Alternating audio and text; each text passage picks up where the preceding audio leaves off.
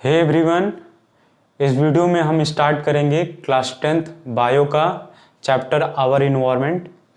ये चैप्टर हर क्लास के बच्चों के लिए बहुत ही ज़्यादा इम्पोर्टेंट है, क्योंकि आवर इन्वायरमेंट हर एक क्लास में, चाहे वो केमिस्ट्री हो, चाहे फिज़िक्स हो, चाहे बायो हो, हर सब्जेक्ट में और हर क्लास में ये चैप्टर हमें कुछ ना कुछ टॉपिक रिलेट करता रहता है। तो इस वीडियो को आप लास्ट तक देखिएगा, और इस वीडियो को लास्ट तक देखने के बाद मैं आपको ये भरोसा दिलाता हूँ कि आपको ये वीडियो का हर एक टॉपिक और इस चैप्टर का हर एक टॉपिक बहुत ही अच्छे तरीके से समझ में आ जाएगा। सीबीएसई बोर्ड फ्रीक्वेंटली लगभग 6 से या 7 नंबर का क्वेश्चन इस चैप्टर से पूछता है, और बहुत सारे बच्चे इस आसान चैप्टर को भी छोड़ देते हैं जो हार्ड चैप्टर हैं, जैसे कि हेरिडिटी हो गया और रिप्रोडक्शन वाले चैप्टर्स को पढ़ने के पीछे। तो इस वीडियो में मैं आपको लाइन बाय लाइन एक एक पॉइंट को समझाऊंगा कि क्या होता है इन्वायरमेंट और इसके अंदर क्या क्या हमें पढ़ना है।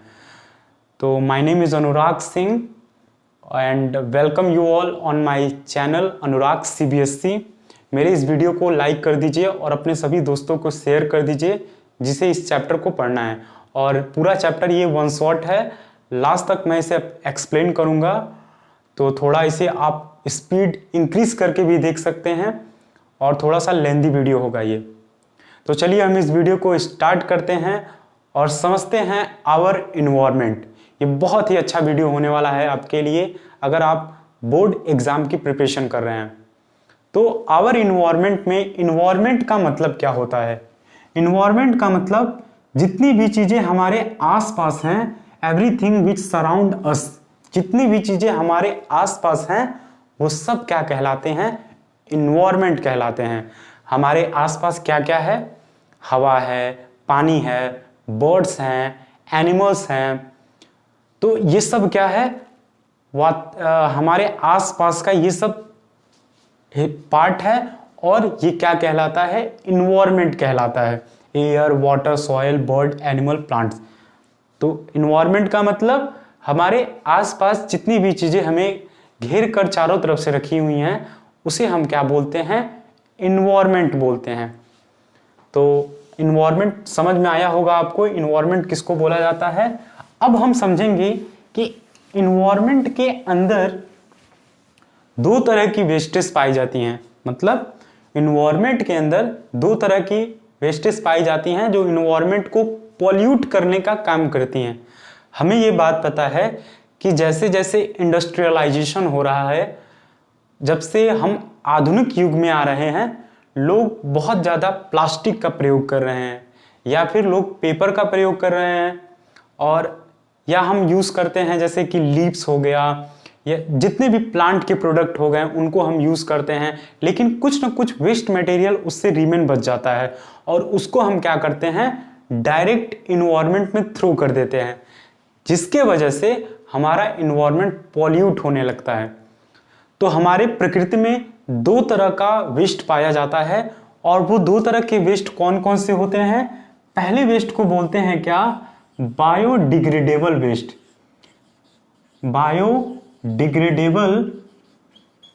Degradable waste. और दूसरे वेस्ट को बोलते हैं क्या? Non degradable waste. तो बायोडिग्रेडेबल वेस्ट और नॉन बायोडिग्रेडेबल वेस्ट के 2 टाइप हैं जो हमारे प्रकृति में वेस्टेज रिलीज होती हैं, उसके ये टाइप्स हैं। बायोडिग्रेडेबल वेस्ट हम समझते हैं कि बायोडिग्रेडेबल वेस्ट क्या होते हैं। पहले हम लोग समझेंगे क्या बायोडिग्रेडेबल वेस्ट क्या होता है। तो बायोडिग्रेडेबल का वेस्ट का मतलब ये होता है ऐसे वेस्ट, हमारी प्रकृति के ऐसे वेस्ट जो नॉन पॉइजनस सब्सटेंस में टूटते हैं with the help of bacteria and viruses. क्या बताया मैंने?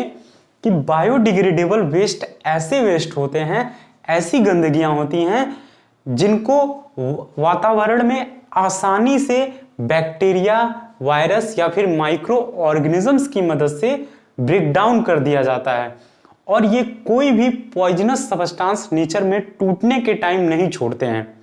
जैसे कि पेपर हो गया, पत्तियां हो गई, या फिर प्लांट के प्रोडक्ट्स हो गए, हमारे घरों से निकलने वाला जो सब्जी के छिलके होते हैं, या फिर एनिमल्स का बोन हो गया, एनिमल्स की बॉडी हो गई, इन सब से कोई हार्मफुल वेस्ट नहीं निकलता है जो हमारे वातावरण को बहुत ज़्यादा प्रदूषित कर दे। तो ऐसे वेस्टेज को हम क्या बोलते हैं? बायोडिग्रेडेबल वेस्टेज बोलते हैं। मैं इसका डेफिनेशन लिखता हूं कि बायोडिग्रेडेबल वेस्ट क्या होते हैं? दोज वेस्ट which can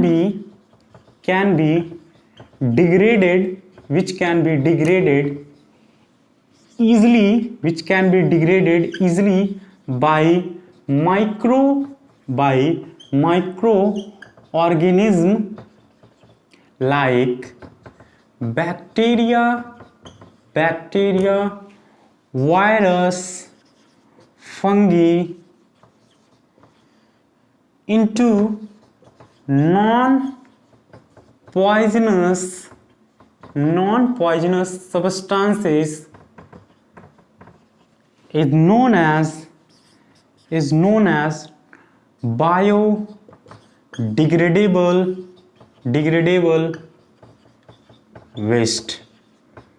तो हमारी प्रकृति में दो तरह का वेस्ट पाया जाता है, एक बायोडिग्रेडेबल और एक नॉन बायोडिग्रेडेबल। बायोडिग्रेडेबल का मतलब ऐसे वेस्ट जो आसानी से डिग्रेड हो जाते हैं, सड़ जाते हैं, किसकी मदद से?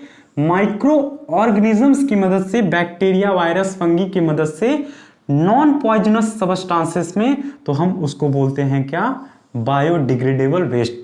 पेपर को हम अगर मिट्टी के अंदर या फिर हम लोग अपने घरों के आगे या फिर घरों के बगल में हम लोग क्या करते हैं? घरों से निकलने वाला जो जो जैसे कि सब्जी का छिलका हो गया या फिर पेपर हो गया, हम उसको फेंक देते हैं इजीली। कुछ समय के बाद वो आसानी से वहां से गायब हो जाता है। इसलिए गायब हो जाता है क्योंकि उसको बैक्टीरिया या फिर वायरस इजीली डिग्रेड कर देता है, सड़ा देता है। तो और उससे हमारे नेचर को कोई हानि नहीं होती है। तो इसका एग्जाम्पल हम लिख सकते हैं। एग्जाम्पल क्या होगा? पेपर, वेजिटेबल और फ्रूट पील्स,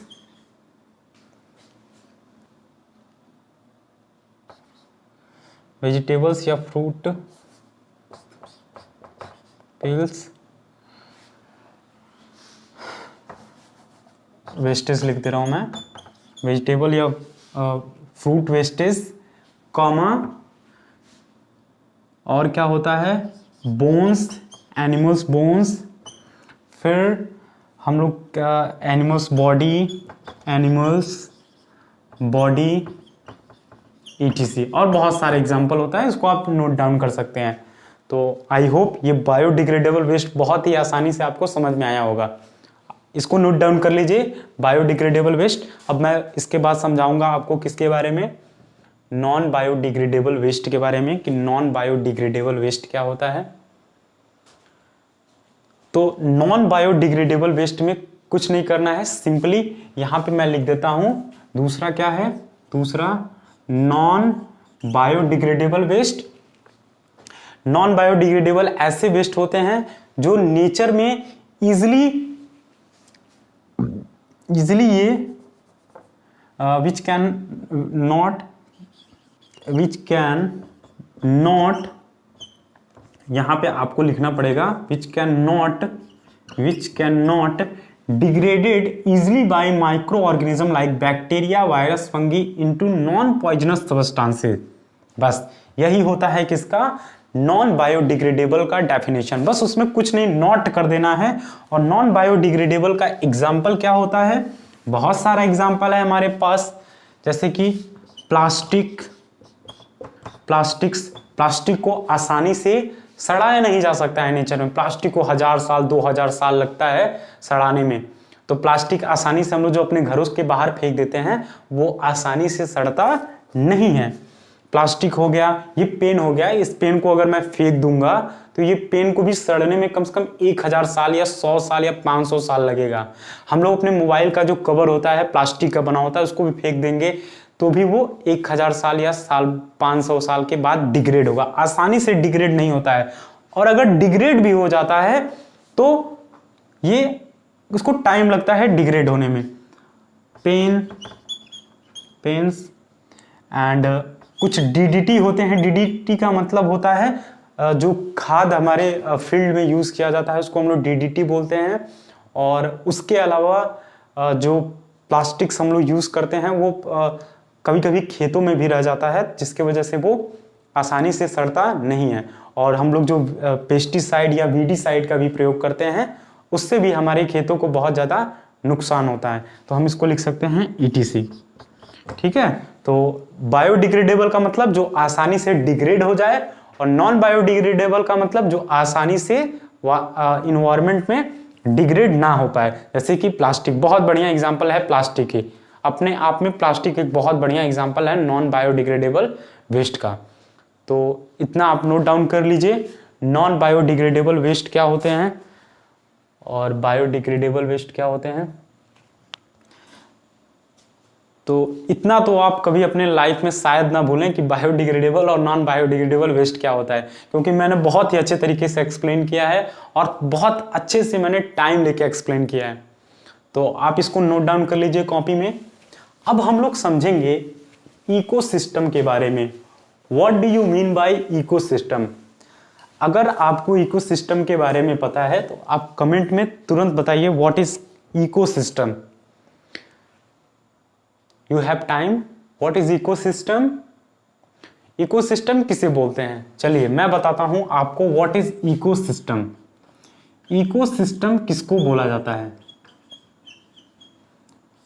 इकोसिस्टम का मतलब क्या होता है?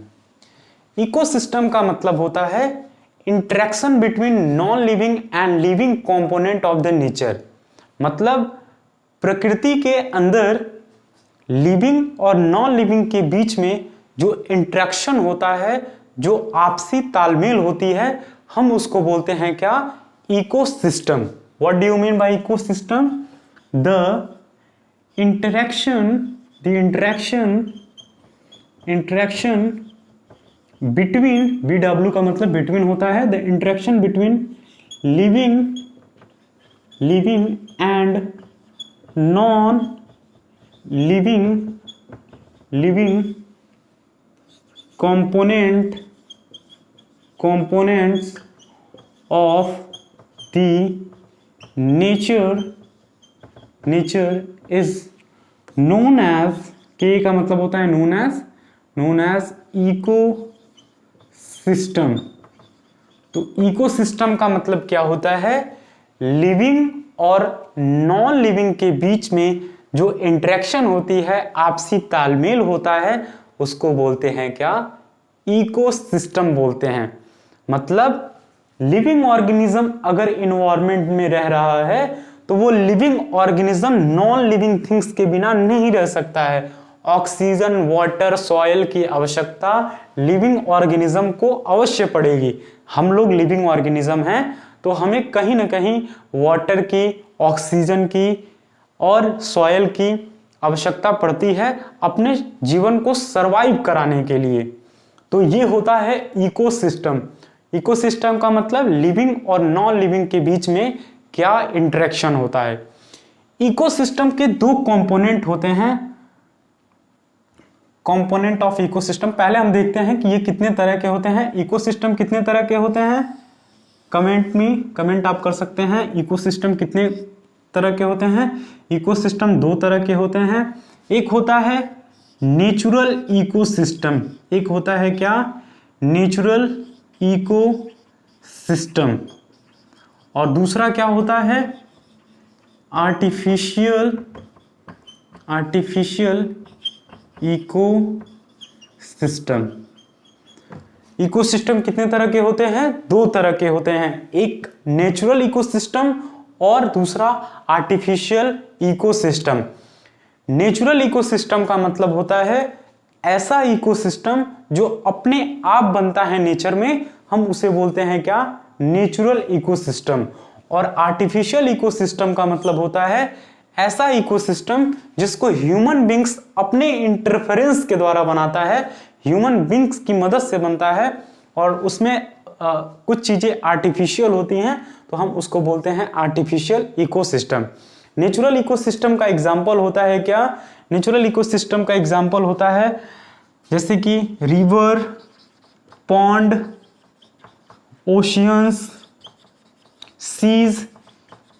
इसका निर्माण हम नहीं कर सकते हैं। पॉन्ड का, छोटे मोटे पॉन्ड्स का हम लोग निर्माण कर सकते हैं, लेकिन जो बड़े बड़े लैक्स होते हैं उनका हम लोग निर्माण नहीं कर सकते हैं। तो ये सब किसके अंदर आता है? नेचुरल इकोसिस्टम के अंदर। और आर्टिफिशियल इकोसिस्टम के अंदर आता है एक्वेरियम। एक्वेरियम, एक्वेरियम का मतलब जिसके अंदर मछलियों को रखा जाता है। ब्यूटीफुल मछलियां होती हैं, शीशे के अंदर पानी भर के और उसके अंदर मछलियों को रखा जाता है। तो ये है इकोसिस्टम के बारे में, नेचुरल इकोसिस्टम और आर्टिफिशियल इकोसिस्टम। एक ऐसा इकोसिस्टम जिसमें ह्यूमन बीइंग का कोई इंटरफेरेंस नहीं होता है उसको बोलते हैं क्या? Natural ecosystem. और जिसमें ह्यूमन बीइंग के इंटरफेरेंस के वजह से, यानी कि ह्यूमन बीइंग्स मदद करते हैं इसको बनाने में, तो हम उसे बोलते हैं क्या? Artificial ecosystem.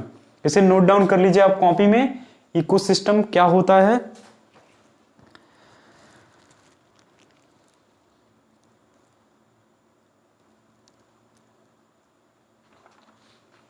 तो आई होप आप लोगों ने नोट कर लिया होगा इसको, इकोसिस्टम के बारे में आप लोगों ने नोट कर लिया होगा कि इकोसिस्टम क्या होता है। अब हम लोग पढ़ेंगे component of an ecosystem. Ecosystem के कौन कौन से कंपोनेंट होते हैं। तो can you explain me what is the component, what are the component of an ecosystem. Ecosystem के क्या क्या कंपोनेंट होते हैं, क्या होता है बताओ। What are the components of an ecosystem?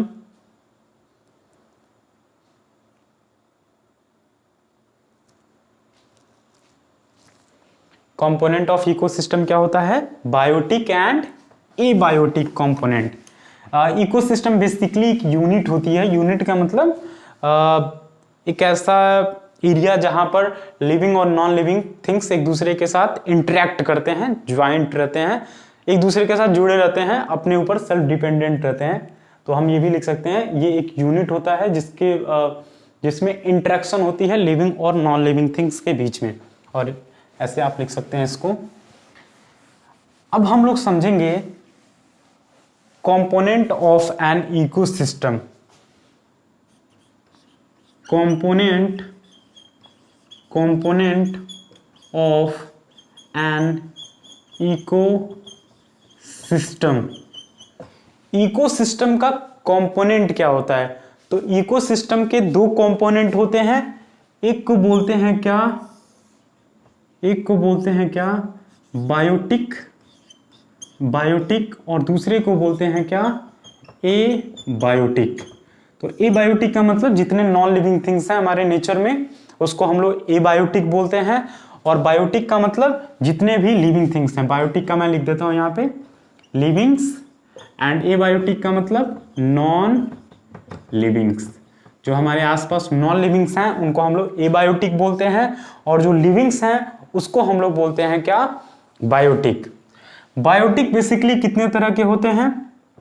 Biotic 3 तरह के होते हैं नेचर में। कौन कौन से? Herbivores,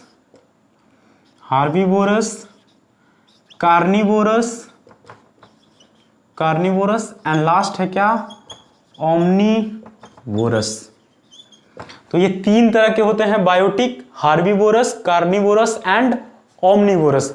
biotic organism, living organism 3 तरह के होते हैं, herbivorous, carnivorous and omnivorous. And abiotic component के अंदर क्या आते हैं? नॉन लिविंग थिंग्स आते हैं। इसको नोट डाउन कर लीजिए। कंपोनेंट ऑफ एन इकोसिस्टम क्या क्या होता है? Biotic and abiotic. एबायोटिक के अंदर एयर, वाटर, सॉयल ये सब आता है, तो एबायोटिक का भी लिख लीजिए। Air, water, soil etc। और बायोटिक के अंदर अभी हम पढ़ेंगे हार्बीवोरस क्या होता है, कार्निवोरस क्या होता है, और ओमनीवोरस क्या होता है। बायोटिक के अंदर ये हार्बीवोरस, और ये तीनों भी हार्बीवोरस, कार्निवोरस और ओमनीवोरस, ये भी टाइप होता है किसका, ये भी टाइप होता है, मैं यहाँ पे नोट डाउन कर देता हूँ, ये भी, इसका भी मैं टाइप लिखवा देता हूँ, वो भी सही रहेगा, वो वैसे नहीं है लेकिन मैं इसको लिखवा दे रहा हूँ कि ये भी बायोटिक में हम तीन उसको अलग से पढ़ते हैं। एक होता है क्या, प्रोड्यूसर, और दूसरा होता है क्या, कंज्यूमर्स, और तीसरे क्या होते हैं, डिकम्पोजर। तो बेसिकली बायोटिक तीन तरह का होता है, प्रोड्यूसर, कंज्यूमर और डिकम्पोजर। और प्रोड्यूसर के अंदर ही वो आते हैं कौन, हार्बीवोरस,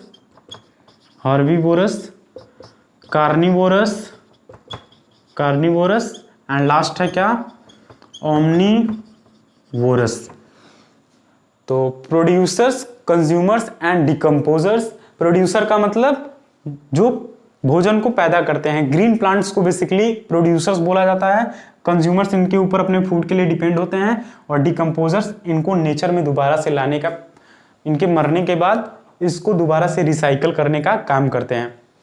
और हार्बीवोरस क्या होते हैं, जो ग्रीन प्लांट्स को खाते हैं डायरेक्टली। कार्निवोरस जो हार्बीवोरस को खाने का काम करते हैं। और ओमनीवोरस का मतलब जो इन दोनों को खाने ओमनीवोरस का मतलब जो ग्रीन प्लांट्स को भी खाते हैं और मांस को भी खाते हैं, हम उसको बोलते हैं क्या, ओमनीवोरस। अब हम लोग टॉपिक वाइज समझेंगे कि प्रोड्यूसर क्या होता है, कंज्यूमर क्या होता है और डिकम्पोजर क्या होता है। तब तक आप इसे नोट डाउन कर लीजिए कि प्रोड्यूसर क्या होता है और ये कंज्यूमर्स, डिकम्पोजर्स। तो फर्स्ट पॉइंट हम लिखेंगे क्या, इसको मैं क्लीन कर देता हूं, आप लोगों ने नोट कर लिया होगा।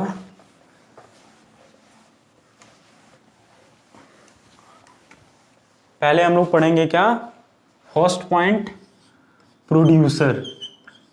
क्या होता है प्रोड्यूसर? तो प्रोड्यूसर किसको बोलते हैं? प्रोड्यूसर का मतलब होता है जो किसी चीज को पैदा करते हैं। तो प्रोड्यूसर्स बेसिकली कौन होते हैं? Green plants. प्रोड्यूसर्स किसको बोला जाता है? प्रोड्यूसर जनरली कौन होते हैं?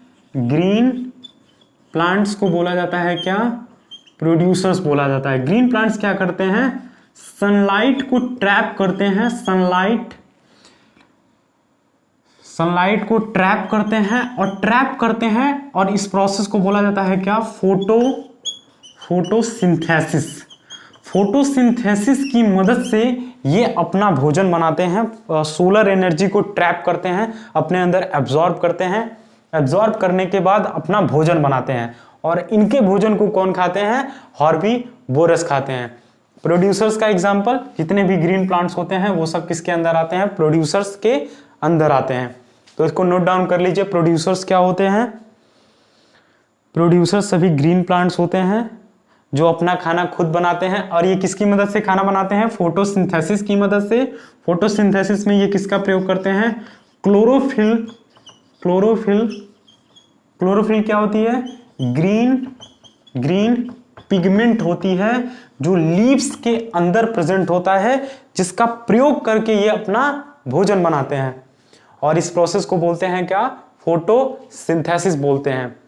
और फोटोसिंथेसिस आपको पता ही होगा कि एक ऐसा प्रोसेस है जिसमें कार्बन डाइऑक्साइड, वाटर का प्रयोग करके प्लांट्स और सनलाइट के प्रेजेंस में फूड बनाते हैं प्लांट्स के लिए, और ऑक्सीजन और कार्बन डाइऑक्साइड ऑक्सीजन को बाहर रिलीज करते हैं। कार्बन डाइऑक्साइड को तो वो यूज करते हैं, ऑक्सीजन को बाहर एज अ वेस्ट प्रोडक्ट बाहर रिलीज करते हैं। तो इसको नोट डाउन कर लिया होगा आप लोगों ने। तो प्रोड्यूसर्स क्या होते हैं? ग्रीन प्लांट जो सनलाइट को ट्रैप करके और अपना भोजन बनाते हैं। उसके बाद दूसरे हैं क्या? दूसरे क्या है? दूसरे हम लोग पढ़ते हैं किसके बारे में? कंज्यूमर्स के बारे में। कंज्यूमर्स का बेस्ट लाइन ये है कि consumers they are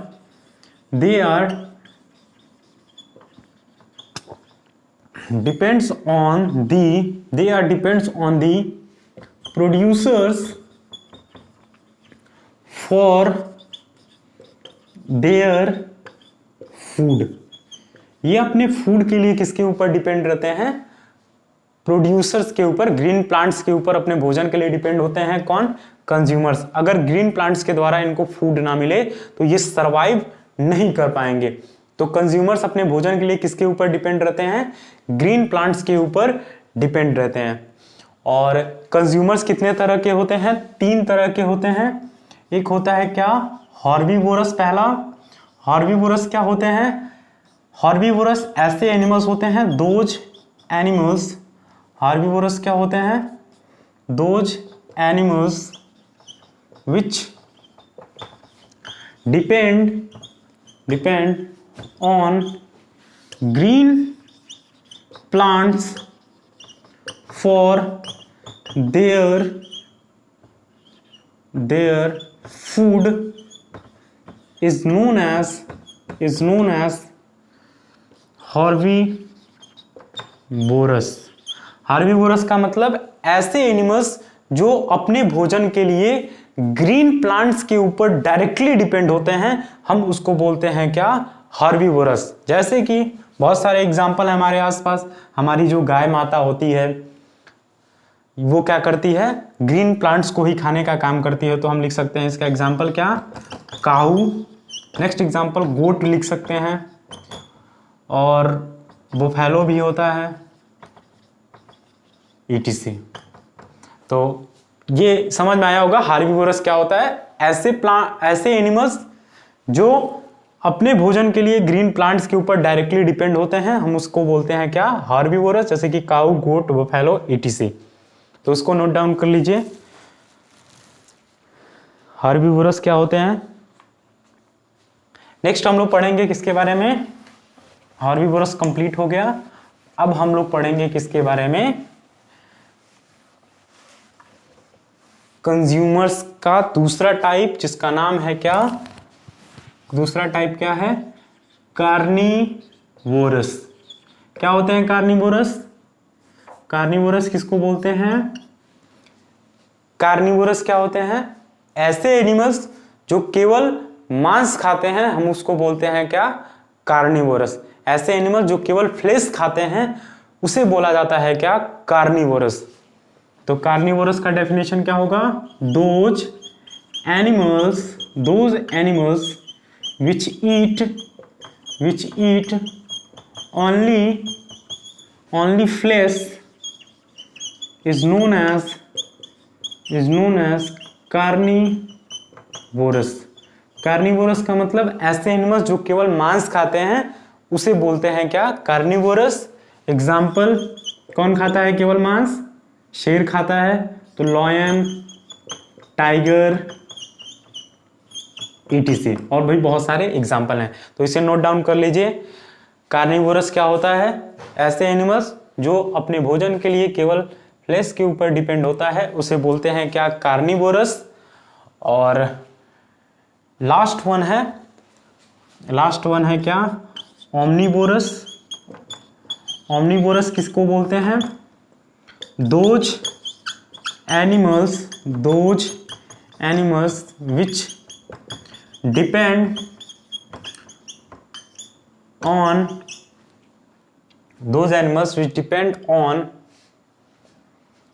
which depend on both flesh as well as green plants for their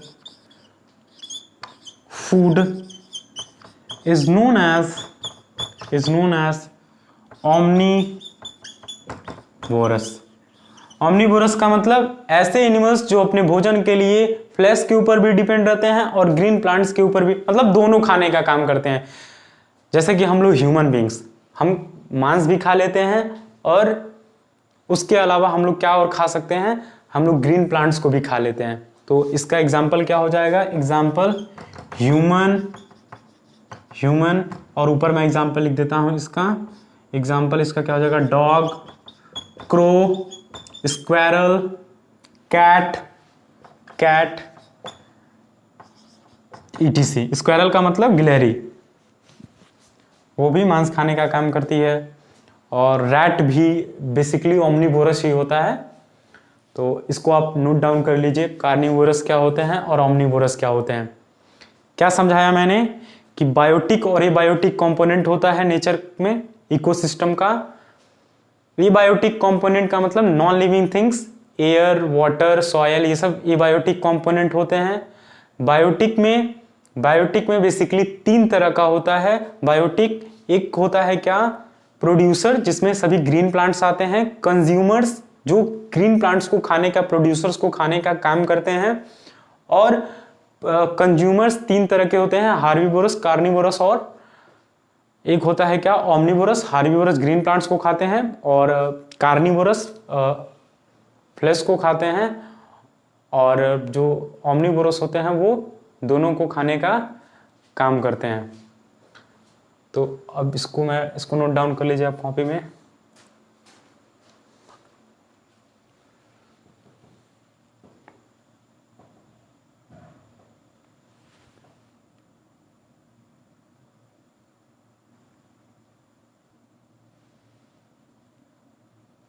तो इसको नोट डाउन कर लिया होगा आप लोगों ने।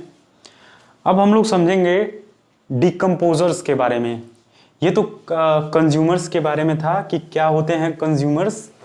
अब हम लोग समझेंगे किसके बारे में, डिकम्पोजर्स के बारे में, कि क्या होते हैं डिकम्पोजर्स।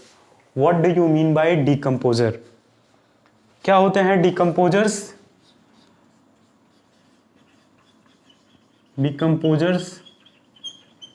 डिकम्पोजर्स होते हैं बैक्टीरिया, वायरस, फंगी, जितने भी माइक्रो ऑर्गेनिज्म होते हैं वो सब किसके अंदर आते हैं, माइक्रो ऑर्गेनिज्म किसके अंदर आते हैं, डिकम्पोजर्स के अंदर। और इसका काम क्या होता है, इनका काम होता है कि ये डिग्रेड कर देते हैं, डिग्रेडेड डेड बॉडीज, और इसका काम होता है it help to clean the nature, प्रकृति को साफ रखने में ये मदद करते हैं। And also help in recycle the nutrients को रिसाइकल करने में भी ये मदद करते हैं। तो डिकम्पोजर्स किसको बोला जाता है, जितने भी माइक्रो ऑर्गेनिज्म होते हैं वो डिकम्पोजर्स के अंदर आते हैं। कोई फॉरेस्ट हो गया, उस फॉरेस्ट के अंदर अगर कोई बड़ा सा जानवर डेड कर जाए तो वहां पर उस बड़े से जानवर को अगर कोई एनिमल खाने वाला ना रहे, वो सड़ जाए वो बॉडी, तो उसको डिग्रेड करके और उस जंगल को साफ करने में मदद कौन करते हैं, डिकम्पोजर्स करते हैं। क्योंकि अगर उस सड़े हुए जानवर को अगर वहां से हटाया नहीं जाएगा तो बहुत सारी बीमारियां अदर जानवरों को हो सकती हैं। तो बैक्टीरिया, वायरस, फंगी ये माइक्रो ऑर्गेनिज्म होते हैं जो डिकम्पोजर होते हैं, और ये डिग्रेड करते हैं किसको, डेड बॉडीज को। मरे हुए जो बॉडीज होती हैं उनको डिग्रेड, सड़ाने का काम करते हैं। ये नेचर को, प्रकृति को क्लीन करने का काम करते हैं, और रिसाइकल करते हैं न्यूट्रिएंट्स का रिसाइकल करने का मतलब हमारे बॉडी के अंदर बहुत सारे न्यूट्रिएंट्स हैं, और चाहे कोई भी एनिमल हो उसके बॉडी के अंदर बहुत सारे न्यूट्रिएंट्स हैं, उस न्यूट्रिएंट को दोबारा से ये सॉइल में मिक्सअप कर देते हैं उनके बॉडी को डिग्रेड करके। तो डिकम्पोजर्स के बारे में नोट डाउन कर लीजिए कि डिकम्पोजर्स क्या होते हैं और डिकम्पोजर्स का इंपॉर्टेंस क्या होता है। अब हम लोग समझेंगे, यही है होता है ये इंपॉर्टेंस ऑफ डिकम्पोजर। अब हम लोग समझेंगे किसके बारे में, फूड चेन के बारे में। इस चैप्टर में बहुत ही इंपॉर्टेंट टॉपिक है जिसका नाम क्या है, food chain. What do you mean by food chain, food chain किसको बोलते हैं, फूड चेन क्या होता है।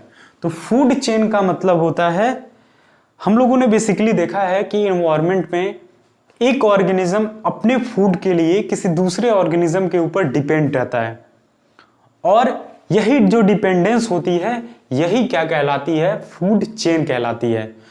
तो नेचर में अगर कोई ऑर्गेनिज्म किसी दूसरे ऑर्गेनिज्म के ऊपर अपने फूड के लिए डिपेंड है, या फिर उसके बॉडी से एनर्जी का ट्रांसफर हो रहा है एक ऑर्गेनिज्म से दूसरे ऑर्गेनिज्म के बॉडी में, तो भी इसको हम लोग क्या बोलते हैं, फूड चेन बोलते हैं। तो फूड चेन का डेफिनेशन क्या हो सकता है कि ट्रांसफर, इसका हम क्या लिख सकते हैं, the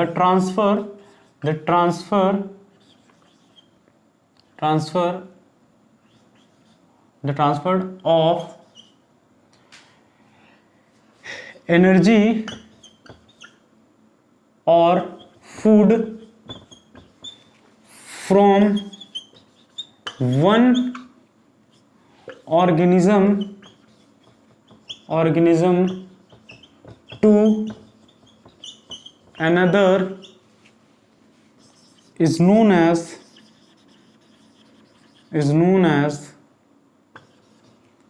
food chain. Food chain का मतलब अगर एनर्जी का ट्रांसफर होता है या फिर फूड का ट्रांसफर होता है एक ऑर्गेनिज्म से दूसरे ऑर्गेनिज्म में, तो हम उसे बोलते हैं क्या, फूड चेन बोलते हैं। जैसे कि ग्रास को खाने का काम कौन करता है, डियर, और डियर को कौन खा जाता है, लॉयन। तो ग्रास ने सनलाइट एनर्जी ली, सनलाइट से अपना भोजन बनाया उसने, जो एनर्जी इसके अंदर आई उस एनर्जी को इसने किसके अंदर ट्रांसफर कर दिया, डियर के अंदर ट्रांसफर कर दिया, और डियर से इसकी एनर्जी किसके अंदर ट्रांसफर हो गई, लॉयन के अंदर ट्रांसफर हो गई। तो ये होता है फूड चेन। फूड चेन के और भी बहुत सारे एग्जाम्पल होते हैं, जैसे कि ग्रास को डियर ने खाया और डियर को जयकाल ने खा लिया, ठीक है। तो ये सब एग्जाम्पल होता है। जैसे ग्रास को गोट खाता है, गोट, और गोट को कौन खा जाता है, ह्यूमंस खा जाते हैं। तो बेसिकली फूड चेन में, फूड चेन 3 से 4 स्टेप का होता है, मैक्सिमम 5 स्टेप का फूड चेन होता है, उसके बाद फूड चेन को बनाना पॉसिबल नहीं होता है। तो ऐसे करके एनर्जी का ट्रांसफर होता है फूड चेन में। ये 3 स्टेप का फूड चेन है।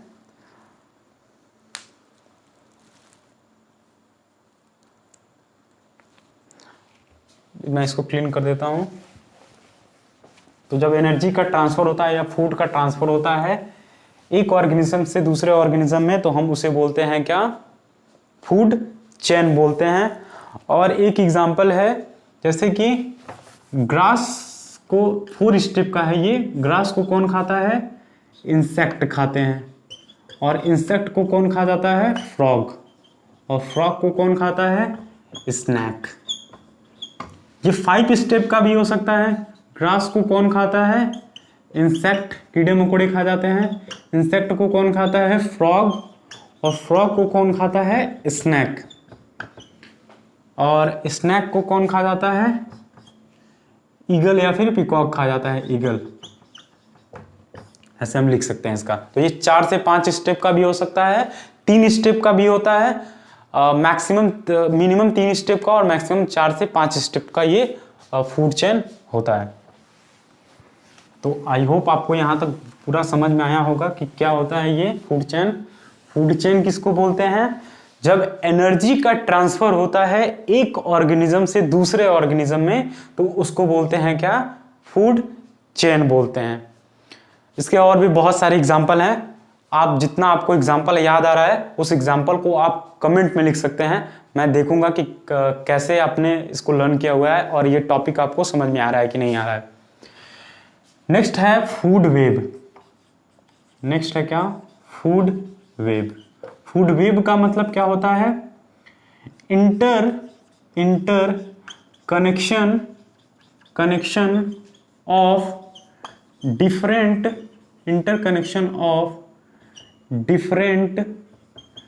different food chain is known as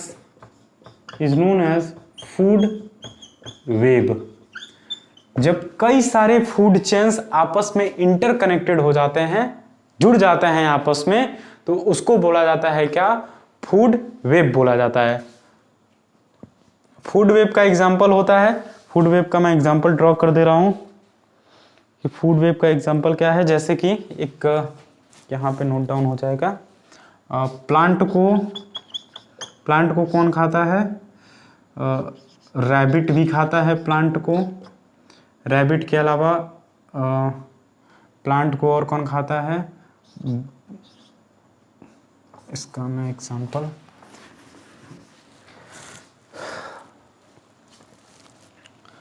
plant को रैबिट, माइस, और उसके बाद बर्ड, ग्रास होपर, इतने लोग फर्स्ट टाइम पे खाते हैं इसको। फिर उसके बाद रैबिट को कौन खा जाता है, रैबिट को डायरेक्टली हॉक खा सकता है, ठीक है। और हॉक के द्वारा माइस को भी खाया जा सकता है, हॉक माइस को भी खा सकता है।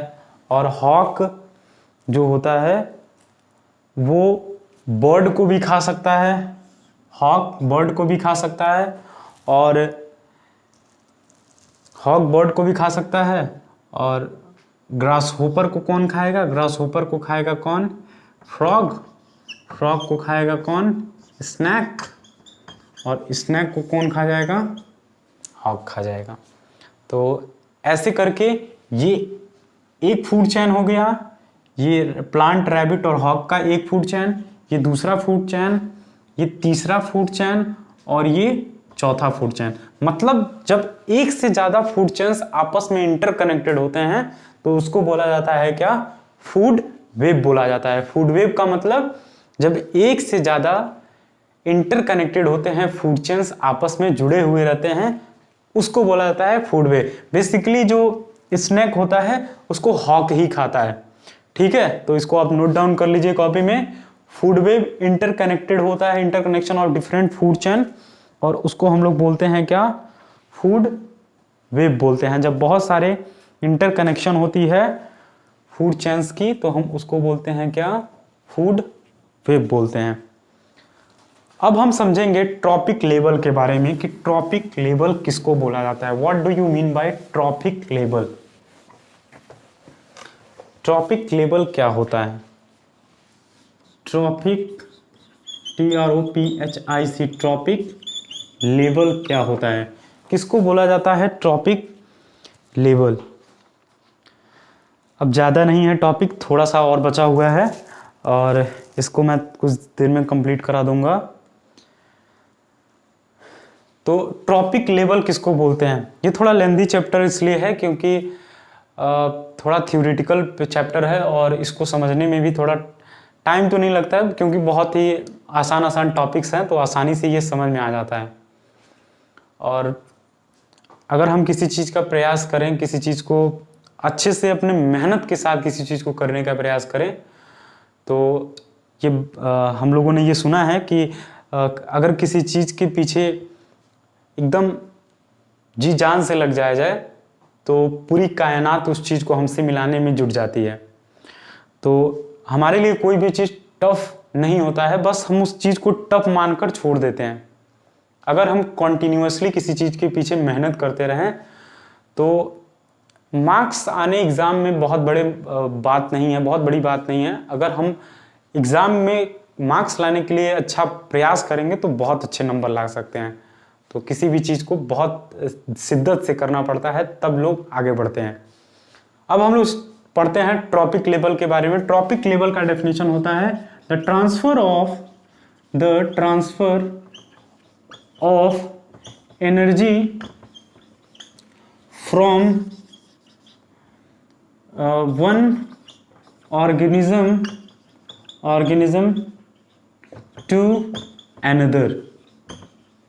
एक ऑर्गेनिज्म से जब दूसरे ऑर्गेनिज्म के अंदर जब एनर्जी ट्रांसफर होती है तो उसको बोला जाता है क्या, ट्रॉपिक लेवल बोला जाता है। ट्रॉपिक लेवल का मतलब जब एनर्जी का ट्रांसफर होता है, एक ऊर्जा का जब ट्रांसफर होता है एक ऑर्गेनिज्म से दूसरे ऑर्गेनिज्म में तो उसको बोलते हैं क्या, ट्रॉपिक लेवल बोलते हैं।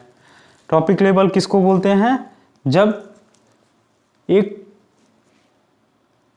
ऑर्गेनिज्म से दूसरे ऑर्गेनिज्म में एनर्जी का ट्रांसफर होता है तो हम उसको बोलते हैं क्या, ट्रॉपिक लेवल बोलते हैं। ट्रॉपिक लेवल इन द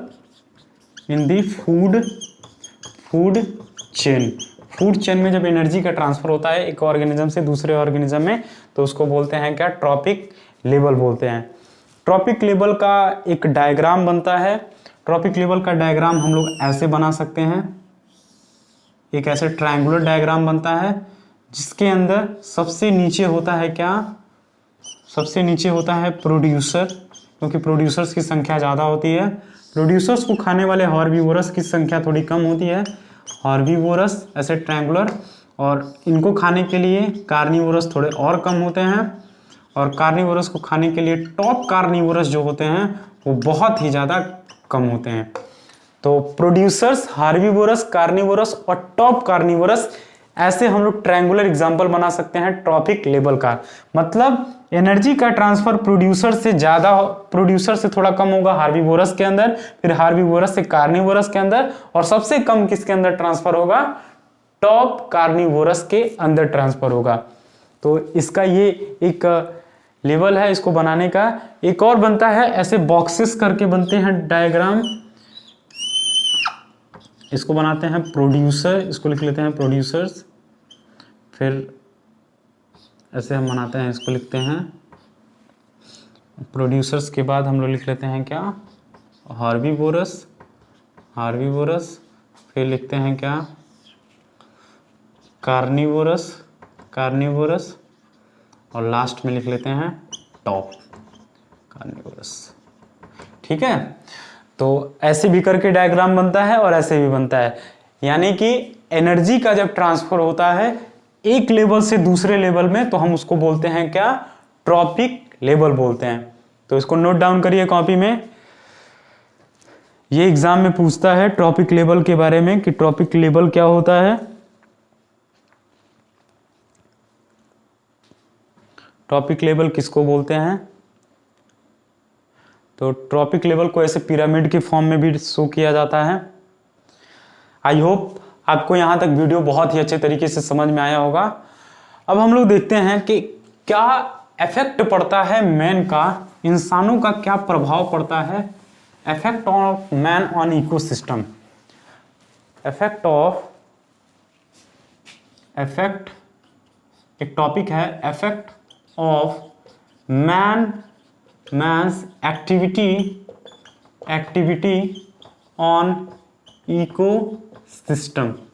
केवल मैन नहीं, मैन की वुमेन भी हो सकता है, मतलब सबका, ह्यूमन बीइंग का क्या इफेक्ट पर, ह्यूमन बीइंग के एक्टिविटी के वजह से क्या प्रभाव पड़ता है इकोसिस्टम के ऊपर। तो बहुत सारे प्रभाव पड़ते हैं ह्यूमन बीइंग के एक्टिविटीज की वजह से। एक समय हमारे धरती पे पाया जाता था, डोडो नाम का एक बर्ड था जो पाया जाता था, और वो ज़्यादातर इंसानों के बीच रहना पसंद करता था, लेकिन कुछ समय के बाद वो एक्सटिंक्ट कर गया क्योंकि लोग ज़्यादा तक उसको किल कर देते थे। ऐसे ही बहुत सारा ऑर्गेनिज्म होते हैं जिसका एक्सटिंक्शन धीरे धीरे धरती पे हो रहा है। और जैसे हमारे डेजर्ट का फॉर्मेशन हो जाता है, कहीं पे थार का डेजर्ट बन गया है, सहारा डेजर्ट बन गया है, तो इफेक्ट ऑफ मैन के एक्टिविटी के वजह से ही डेजर्ट का फॉर्मेशन हो गया है। और उसके अलावा इलिमिनेटिंग, अगर हम फूड चेन से किसी ऑर्गेनिज्म को पूरी तरह से खत्म कर देंगे, अगर सभी हॉर्बीवोरस धरती से खत्म हो जाएंगे, तो उन हॉर्बीवोरस को खाने वाले उन हॉर्बीवोरस को, जो हॉर्बीवोरस का काम है फूड चेन में, वो कंप्लीट नहीं हो पाएगा, और जिसकी वजह से पूरा बैलेंस क्या हो जाएगा, खराब हो जाएगा। तो मैन की एक्टिविटी के वजह से क्या प्रभाव पड़ सकता है? तो एक एग्जांपल मैंने बताया कि the formation of Sahara desert is the example of man activity. ऐसा माना जाता है कि कहीं पर अगर वाटर का लैक हो रहा है धीरे धीरे, तो वहां की मिट्टी धीरे धीरे बंजर होती है, और बंजर होने के बाद कुछ समय के बाद वो डेजर्ट में कन्वर्ट हो जाती है। तो सहारा के साथ भी ऐसा ही हुआ होगा। सहारा दुनिया की सबसे बड़ी मरुस्थल है या फिर डेजर्ट है। ठीक है, आई होप आप लोगों ने ये नोट कर लिया होगा। इफेक्ट ऑफ मैन एक्टिविटी, अगर सभी लॉयंस को खत्म कर देंगे तो डियर को खाने वाला कोई नहीं बचेगा। अगर हम सभी डियर्स को ख़त्म कर देंगे तो लायन को कुछ खाने के लिए नहीं मिलेगा। अगर हम सभी प्लांट्स को ख़त्म कर देंगे तो प्लांट को ख़त्म करने के बाद डियर को कुछ नहीं मिलेगा खाने के लिए, और हार्बिवोरस को कुछ खाने के लिए नहीं मिलेगा। तो बहुत ही ज़्यादा प्रभाव पड़ता है नेचर के ऊपर अगर ह्यूमन बींग्स की कोई एक्टिविटी की वजह से एलिमिनेशन स्टार्ट हो जाए। एलिमिनेशन का मतलब खत्म होने की कगार पर आ जाए जो ऑर्गेनिज्म होते हैं। तो यहाँ तक आप लोगों को बहुत अच्छे तरीके से समझ में आया होगा।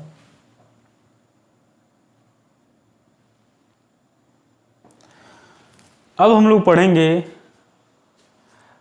10% लॉ के बारे में कि 10% लॉ क्या होता है, 10% नियम।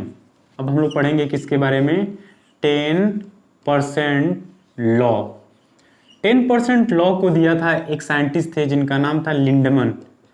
लिंडमैन नाम के एक साइंटिस्ट थे जिन्होंने 10% लॉ को दिया था। तो 10% लॉ किसके द्वारा दिया गया था, लिंडमैन नाम के एक साइंटिस्ट थे, उनके द्वारा दिया गया था।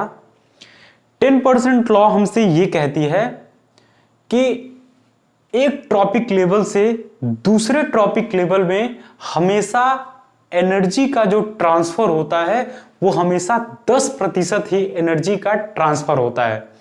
बाकी जो 90% एनर्जी होती है वो 90% एनर्जी ऑर्गेनिज्म अपने बॉडी के वाइटल एक्टिविटीज के लिए यूज कर लेता है। क्या बताया मैंने कि व्हाट इज 10% लॉ। 10% लॉ हम लोगों से ये बोलता है कि नेक्स्ट ट्रॉपिक लेवल में एनर्जी का जो ट्रांसफर होगा वो हमेशा 10% ही होगा, और बाकी जो 90% एनर्जी होंगे वो वाइटल एक्टिविटीज का मतलब होता है। वाइटल एक्टिविटीज का मतलब रेस्पिरेशन, डाइजेशन, उसमें यूज हो जाएगा।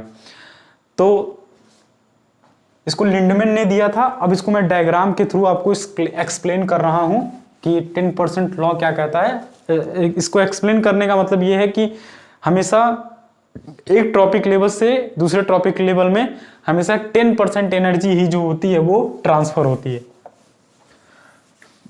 तो हम इसको डायग्राम के थ्रू समझते हैं। ये हमारे हैं सूरज भगवान।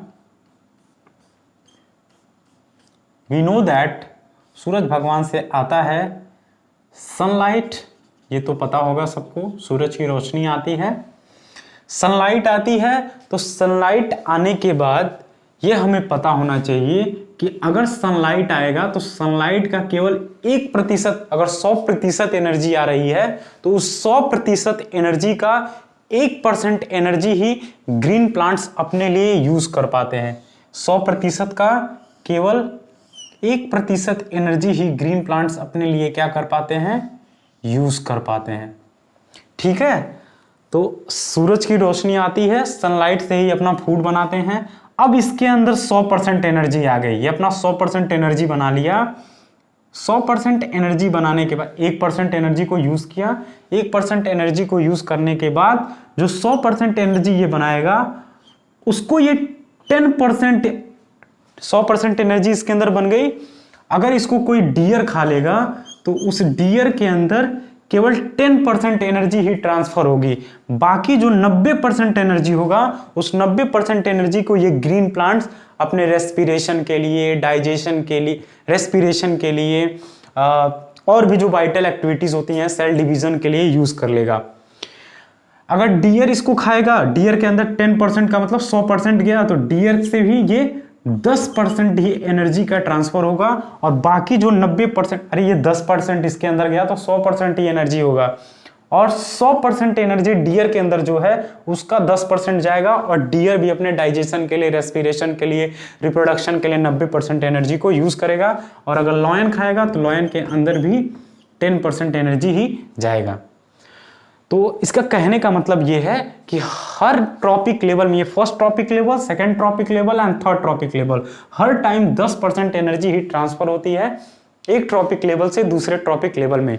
और ये हमेशा कैसा होता है, एनर्जी का जो फ्लो होता है वो हमेशा यूनी डायरेक्शनल होता है, एक ही तरफ एनर्जी का ट्रांसफर। अब ऐसा नहीं है कि ये लौट के इधर चला आएगा, ऐसा नहीं होता है, हमेशा यूनि डायरेक्शनल वे में ही एनर्जी का वे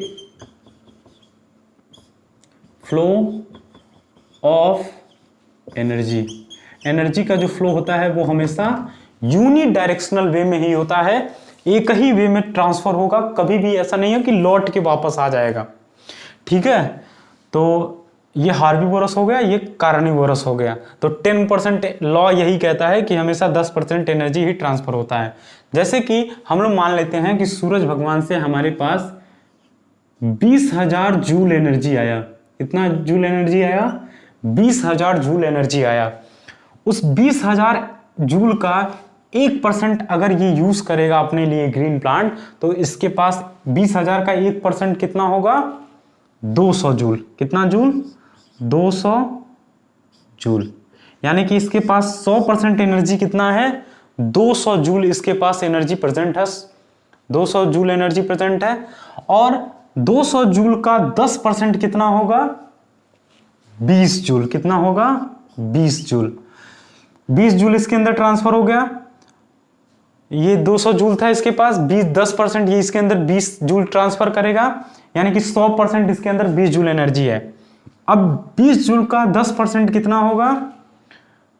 2 जूल ट्रांसफर हो जाएगा। ठीक है, तो ऐसे करके एनर्जी का ट्रांसफर होता है एक ट्रॉपिक लेवल से दूसरे ट्रॉपिक लेवल के अंदर। तो इसको नोट डाउन कर लीजिए आप।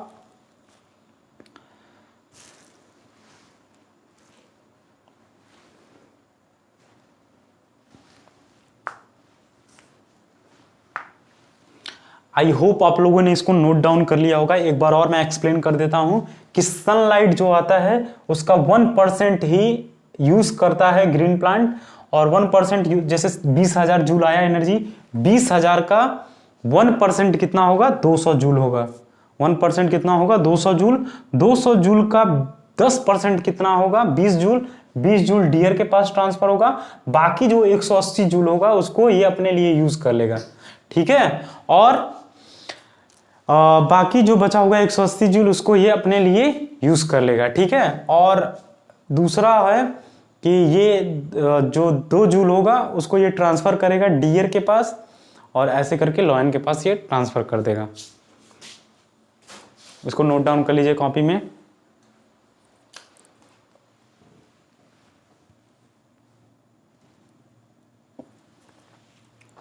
तो आई होप आपको यहां तक वीडियो बहुत ही अच्छे तरीके से समझ में आया होगा।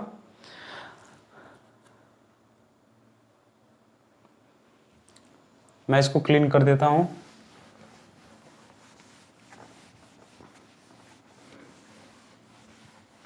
और एनर्जी हमेशा यूनि डायरेक्शनल वे में ही ट्रांसफर होता है। हमेशा एनर्जी किस में ट्रांसफर होता है? यूनि डायरेक्शनल वे में ही ट्रांसफर होता है। ठीक है, तो यूनि डायरेक्शनल वे में एनर्जी हमेशा ट्रांसफर होती है।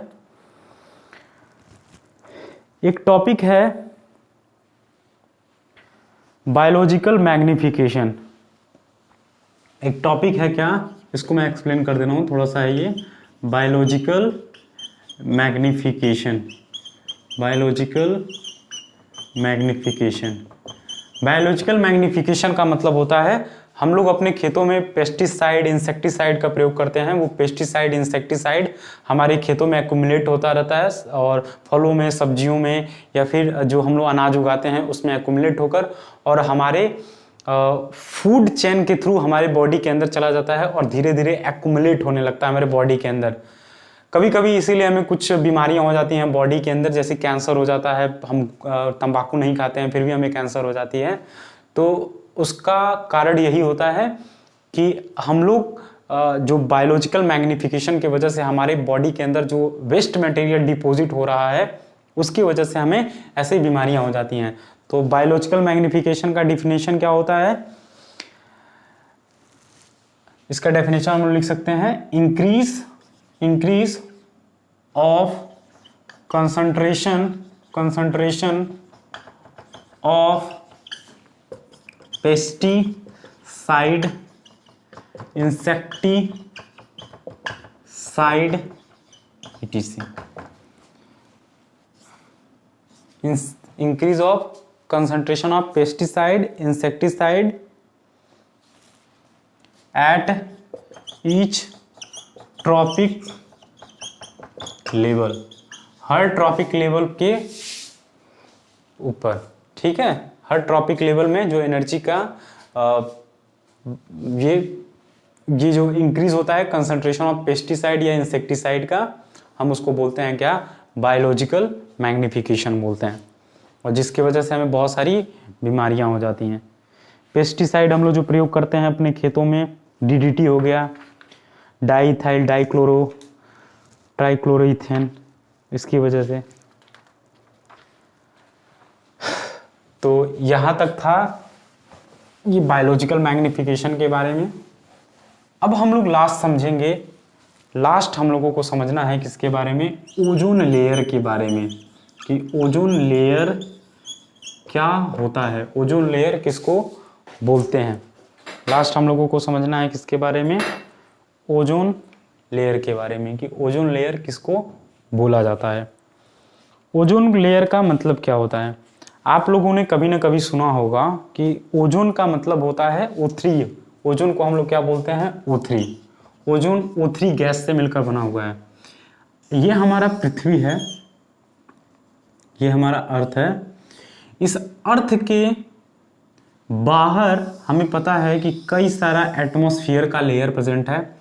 इसको बोलते हैं हम लोग ट्रोपोस्फियर। इसको बोलते हैं क्या, ट्रोपोस्फियर, जो जहाँ पे हमारा प्लेन, हमारा घर है, हमारे नदी तालाब ये सब हैं, हम उसको बोलते हैं ट्रोपोस्फियर, जहाँ पे हम लोग सरवाइव करते हैं। और इसके जस्ट ऊपर प्रेजेंट है एक और लेयर हवा का, जिसको बोलते हैं क्या, स्ट्रेटोस्फियर। स्ट्रेटोस्फियर जो सरवाइव करने लायक नहीं है, इसीलिए प्लेन इसी दायरे में उड़ता है, इसी एरिया के अंदर, ट्रोपोस्फियर के एरिया के अंदर ही प्लेन उड़ता रहता है। स्ट्रेटोस्फियर में ही एक मोटा सा लेयर प्रेजेंट है एयर का, एक मोटा सा एयर का लेयर प्रेजेंट है, जिसको बोलते हैं क्या, ओजोन लेयर। तो ये कहाँ प्रेजेंट है, स्ट्रेटोस्फियर के पास प्रेजेंट है ओजोन लेयर। उसको बना लीजिएगा, ओजोन लेयर कहाँ प्रेजेंट है, स्ट्रेटोस्फियर। अब हम लोग समझते हैं कि ओजोन लेयर का फॉर्मेशन कैसे होता है। जब ऑक्सीजन के ऊपर सूरज का अल्ट्रावायलेट रेस पड़ता है, सूरज के पास अल्ट्रावायलेट रेस भी होती हैं, वो जब अल्ट्रावायलेट रेस ऑक्सीजन के ऊपर पड़ता है तो ये ऑक्सीजन को ऑक्सीजन के एटम्स में तोड़ देता है। ये क्या हो गए, एटम्स ऑफ ऑक्सीजन, ऑक्सीजन के एटम्स में ये तोड़ देता है। ये क्या हो गया, ऑक्सीजन का मॉलिक्यूल हो गया, ठीक है। तो जैसे ही ऑक्सीजन की मॉलिक्यूल पे अल्ट्रावायलेट रेस पड़ती हैं, ये ऑक्सीजन के एटम्स में तोड़ देता है किसको, ऑक्सीजन को। और ये ऑक्सीजन के जो एटम्स हैं, ये ऑक्सीजन के एटम्स जब ऑक्सीजन के मॉलिक्यूल के साथ दोबारा से कंबाइन होते हैं तो ये क्या बना लेते हैं, O3 बना लेते हैं, जिसको बोलते हैं क्या, ओजोन। और यही धीरे धीरे ओजोन लेयर में जाके इकट्ठा हो जाते हैं। इस ओजोन का काम होता है प्रोटेक्ट कराना, protect us from harmful UV rays. सूरज से जो हार्मफुल सूरज की किरणें आती हैं, जरूरी नहीं है कि सूरज से जितना भी किरण आता है वो सब किरण जो लाइट आती है वो अच्छा ही लाइट हो।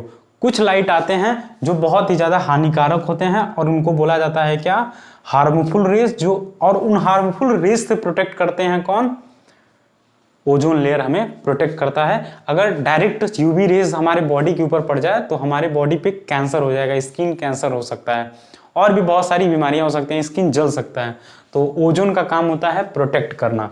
ओजोन क्या करता है, प्रोटेक्ट करने का काम करता है, ठीक है। ओजोन लेयर को फर्स्ट टाइम पे 1985 में डिस्कवर किया गया था। कहाँ पर, अंटार्कटिका में डिस्कवर किया गया था, अंटार्कटिका। उसके बाद इसको बचाने के लिए बहुत सारे प्रोटोकॉल किए गए, मतलब हेलसिंकी प्रोटोकॉल किया गया, हेलसिंकी प्रोटोकॉल किया गया। एक जगह है जहाँ पर कुछ लोगों के मिलने की वजह से हेलसिंकी एक ऐसा जगह है जहाँ पर ओजोन को बचाने के लिए कुछ लोगों को सदस्य की टीम बनाई गई और वहाँ पर इसको बचाने के लिए कुछ नियम बनाए गए। फिर दूसरा क्या है, मॉन्ट्रियल प्रोटोकॉल किया गया। मॉन्ट्रियल प्रोटोकॉल किया गया क्या कराने के लिए, इसको बचाने के लिए। दोनों जगह है जहाँ पर ओजोन को बचाने के लिए कुछ नियम और कानून बनाए गए। ठीक है, तो ओजोन को बचाने के लिए कुछ नियम और कानून बनाए गए, इसको नोट डाउन कर लीजिए। 1985 में फर्स्ट टाइम ये डिस्कवर हुआ था ओजोन। और ओजोन में डिप्लीशन हो रहा है, धीरे धीरे ओजोन का जो लेयर है उसमें छेद हो रहा है। और अंटार्कटिका के ऊपर ये पहली बार देखा गया था कि ओजोन का जो लेयर है उसके ऊपर छेद हो रहा है। तो ये किसकी वजह से होता है, CFC की वजह से होती है। CFC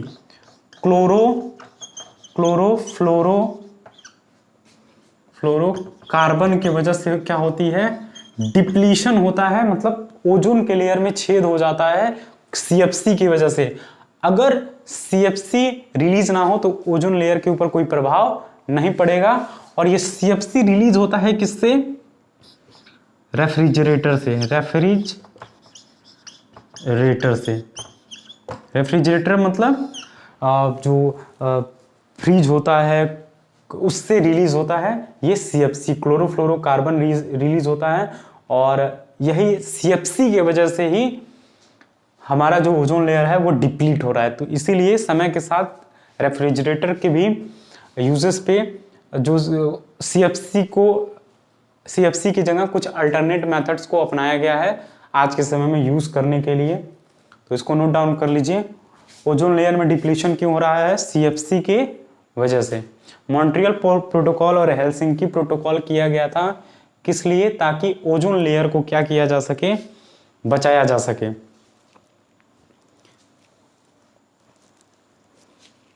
ठीक है,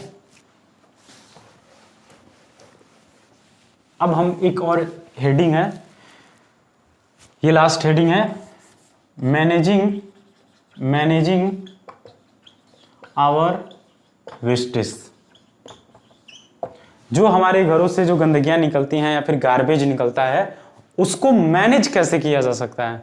तो मैनेज करने के लिए हम क्या कर सकते हैं, उसको मैनेज करने के लिए हम या तो उसको लैंडफिल करवा दें। लैंडफिल का मतलब जमीन के अंदर मिट्टी डाल के और उसको मिट्टी उसके ऊपर चढ़ा दिया जाए।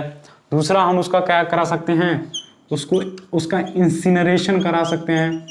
इंसिनरेशन का मतलब उसको जला सकते हैं। और तीसरा हम लोग उसका क्या कर सकते हैं, इंसिनरेशन के अलावा उसका हम लोग रिसाइकल भी करा सकते हैं। ठीक है, और लास्ट क्या है, हम उसका सीवेज ट्रीटमेंट भी करा सकते हैं। तो ये था मैनेजिंग आवर वेस्टेज, वेस्ट को कैसे मैनेज किया जा सकता है। आई होप ये वीडियो थोड़ा सा लेंदी हो गया। आई होप आपको ये वीडियो समझ में आया होगा। ऐसे बहुत सारे वीडियोस देखने के लिए मेरे इस चैनल को सब्सक्राइब करिए और मेरे इस वीडियो को अपने सभी दोस्तों को शेयर करिए जो क्लास 10th का आवर इन्वायरमेंट चैप्टर पढ़ना चाहते हैं। मैंने इस वीडियो में बहुत ही अच्छे तरीके से एक्सप्लेन किया है एक एक टॉपिक को, और एक थॉट के साथ मैं इस वीडियो को पॉज करता हूँ कि कोई भी लक्ष्य मनुष्य के साहस से बड़ा नहीं और हारा वही जो लड़ा नहीं। तो मेहनत करते रहिए और खूब मन लगा के पढ़िए। Thank you for watching this video. जय हिंद, जय भारत। मिलते हैं नेक्स्ट वीडियो में अब।